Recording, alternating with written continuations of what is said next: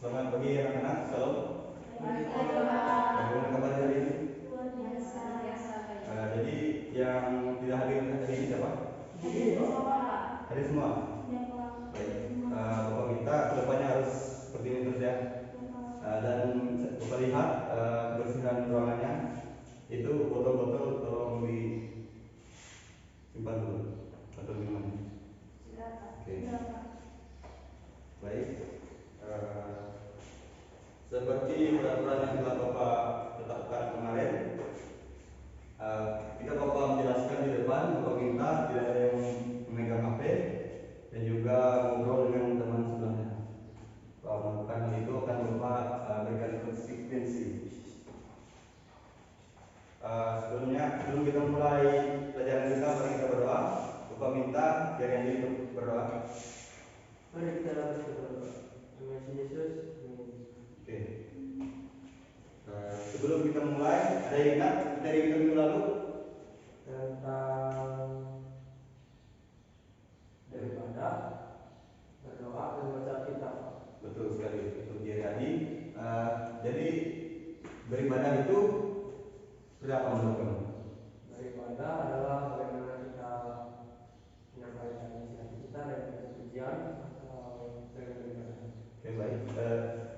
Kalau berdoa itu Pak, cara kita menyampaikan segala keluh kesah kita kepada Tuhan. kalau membaca kitab, coba yang bisa jawab. Pembacaan kitab itu adalah bagaimana kita bisa melihat isi pesan dari Yesus Kristus untuk umat kita. Baik, tepuk tangan untuk kita. Bapak rasa tujuan pembelajaran kita minggu lalu sebenarnya tercapai. Jadi kita minggu ini kita belajar tentang damai sejahtera menurut kitab.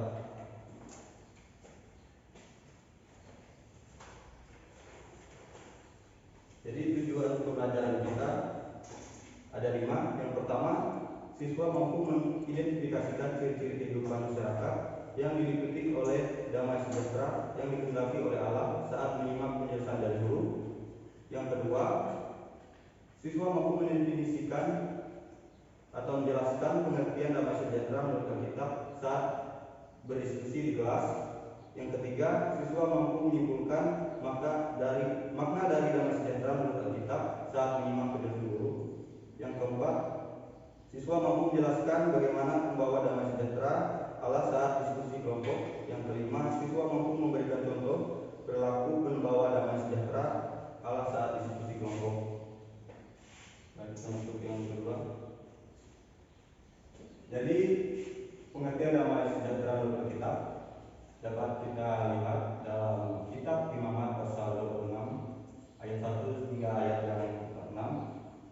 Dan yang ayat 1 sampai 13 memuat janji-janji berkat dan pernyataan Allah bila bangsa Israel taat dan menjalankan perintah-perintahnya. Terlihat dalam ayat 6. Lalu pada ayat yang ke-14 sampai 39 itu memuat peringatan akan penghukuman Allah jika bangsa Israel lalai atau menyimpang dari perintah-perintah Allah.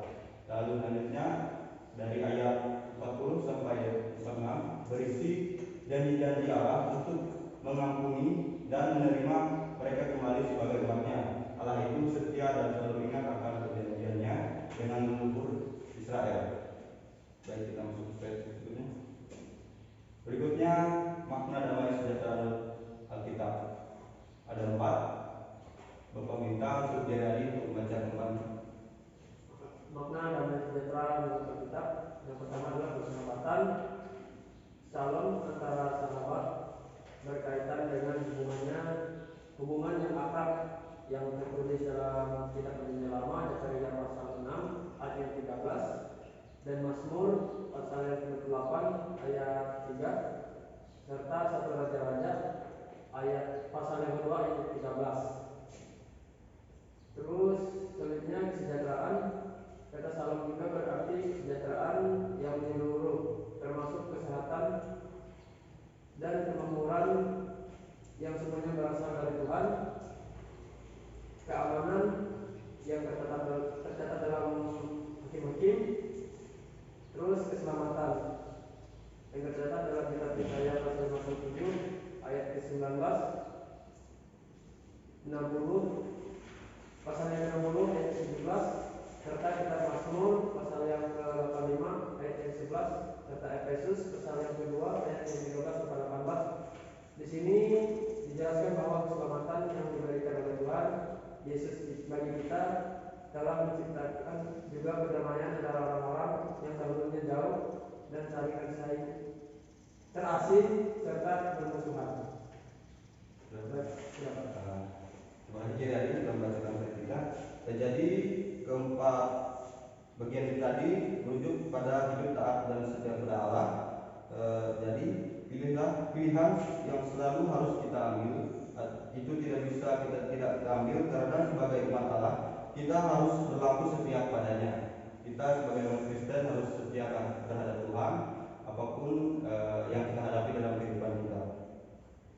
Lalu sejarah menunjukkan bahwa bangsa Israel adalah umat yang setia kepada Allah. Jadi pada saat itu bangsa Israel berkali-kali melakukan penyembahan kepada dewa-dewa yang dilakukan oleh bangsa Israel karena mereka berpikir dengan menyembah dewa-dewa atau berhala mereka akan mendapatkan sejahtera dari Tuhan Yesus. Namun mereka mendapatkan hal yang sebaliknya. Untuk setiap kejauhan dari kesetiaan, Allah menghukum bangsa Israel karena mereka telah mengkhianati Allah.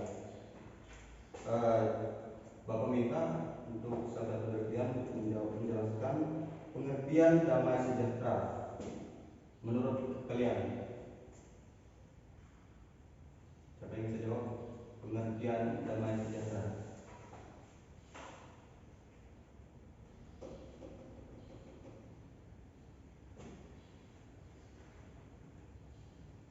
Jawab secara sederhana aja dulu.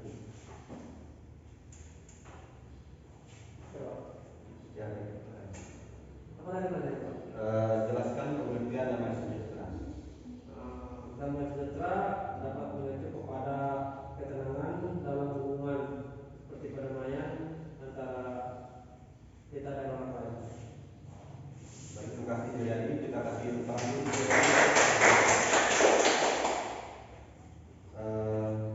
Selanjutnya Bapak akan membagikan kalian dalam dua kelompok. Kita masuk dalam pembagian kelompok. Bapak bagi dalam dua kelompok. Kelompok pertama Jaya dengan Jayadi, kelompok kedua Vila dan Jayadi. Untuk kelompok pertama kita lihat bagaimana menggambarkan dalam diri kita sebagai pembawa damai sejahtera. Kelompok kedua berikan contoh perilaku pembawa damai sejahtera.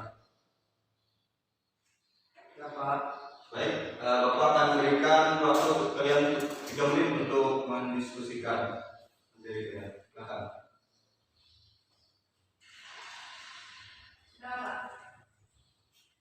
Gimana kelompok? Ini kelompok berapa tadi? Kelompok 1. Gimana kelompok 1? Sudah siap? Baik, silakan dengan. Kami kelompok 1. Oh ya, silakan kelompok 1. Baik, dari kelompok 1 jawabannya yang pertama yaitu provokasi, sabar, rendah hati, tidak memberi emosi, tidak pemarah, mengampuni, dan buah hati. Sudah. Apakah dari kelompok 2 ada pertanyaan atau teman? Baik, kasih waktu untuk kelompok 1. Selanjutnya kelompok 2 silakan diskusikan. Baik, saya sebagai remaja pemuda Kristen, baiknya menunjukkan sikap saling menghargai, mengupayakan menyelesaikan masalah, dan memberikan pengampunan kepada orang yang berbuat salah kepada kita. Dalam pergaulan menunjukkan nilai positif buat teman-temannya, salah satu contohnya membawa teman-temannya beribadah. Baik, apakah dari kelompok 1 ada pertanyaan atau teman? Tidak ada. Terima kasih. materi kita cukup sampai di sini. Bapak minta salah satu dari kalian untuk menyimpulkan dari materi kita hari ini. Siapa yang bisa menyimpulkan mengenai damai sejahtera dan berkeadilan?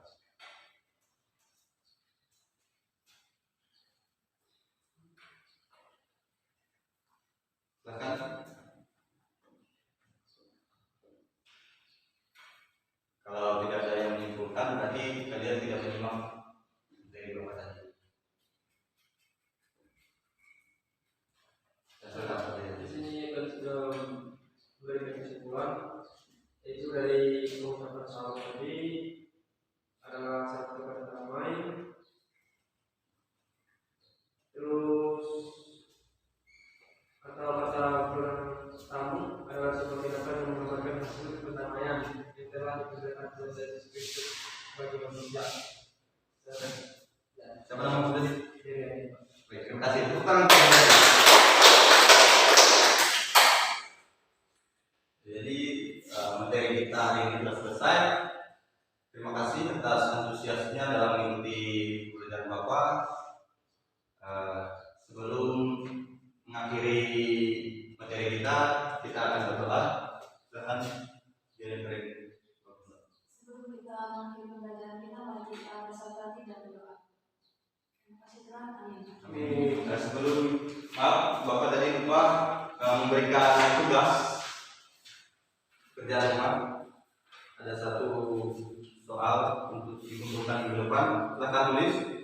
Buatlah pengamatan mengenai teman sekelasmu.